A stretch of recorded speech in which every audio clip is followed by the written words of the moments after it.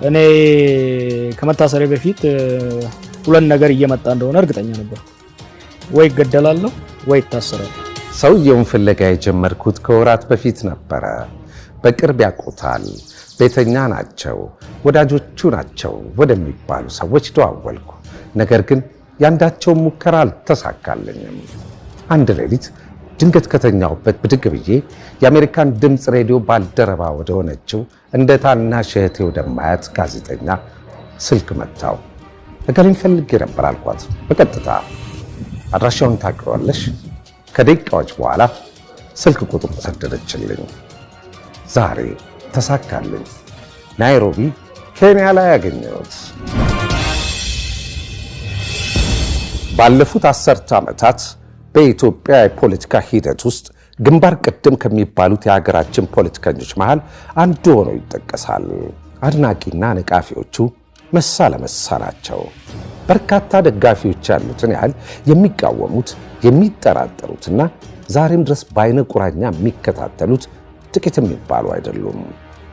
ክስና ወቀሳ የሚዘንብበት፣ ውዳሴና ሙገሳ የሚርከፈከፍለት፣ አነጋጋሪና አከራካሪ፣ በእርግጥም ደግሞ አወዛጋቢ ሰው ነው። እኔ ከመታሰሬ በፊት ሁለት ነገር እየመጣ እንደሆነ እርግጠኛ ነበር። ወይ ገደላለሁ ወይ ታሰራለሁ። እና ቤቴ ውስጥ ሁለት ሻንጣ አዘጋጅቼ ነበር። አንደኛው ፒጃማ ያለው እስር ቤት የሚሄድበት፣ አንደኛው ነጭ ጣቃ ያለበት የምቀበርበት።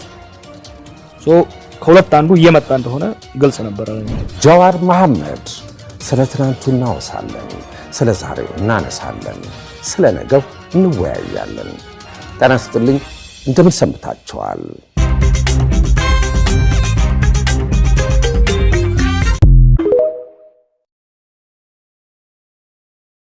እኔ ከመታሰሬ በፊት ሁለት ነገር እየመጣ እንደሆነ እርግጠኛ ነበር።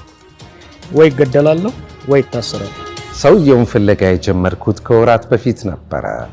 በቅርብ ያውቁታል፣ ቤተኛ ናቸው፣ ወዳጆቹ ናቸው ወደሚባሉ ሰዎች ደዋወልኩ። ነገር ግን ያንዳቸውን ሙከራ አልተሳካልኝም።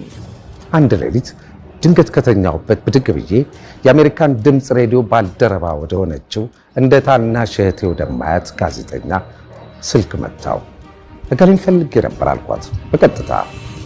አድራሻውን ታውቂዋለሽ? ከደቂቃዎች በኋላ ስልክ ቁጥር ሰደደችልኝ። ዛሬ ተሳካልኝ። ናይሮቢ ኬንያ ላይ ያገኘሁት። ባለፉት 10 ዓመታት በኢትዮጵያ የፖለቲካ ሂደት ውስጥ ግንባር ቀደም ከሚባሉት የሀገራችን ፖለቲከኞች መሃል አንዱ ሆኖ ይጠቀሳል። አድናቂና ነቃፊዎቹ መሳ ለመሳ ናቸው።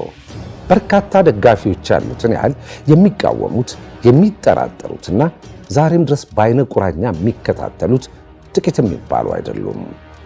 ክስና ወቀሳ የሚዘንብበት፣ ውዳሴና ሙገሳ የሚርከፈከፍለት፣ አነጋጋሪና አከራካሪ፣ በእርግጥም ደግሞ አወዛጋቢ ሰው ነው። እኔ ከመታሰሬ በፊት ሁለት ነገር እየመጣ እንደሆነ እርግጠኛ ነበር። ወይ ገደላለሁ ወይ ታሰራለሁ። እና ቤቴ ውስጥ ሁለት ሻንጣ አዘጋጅቼ ነበር።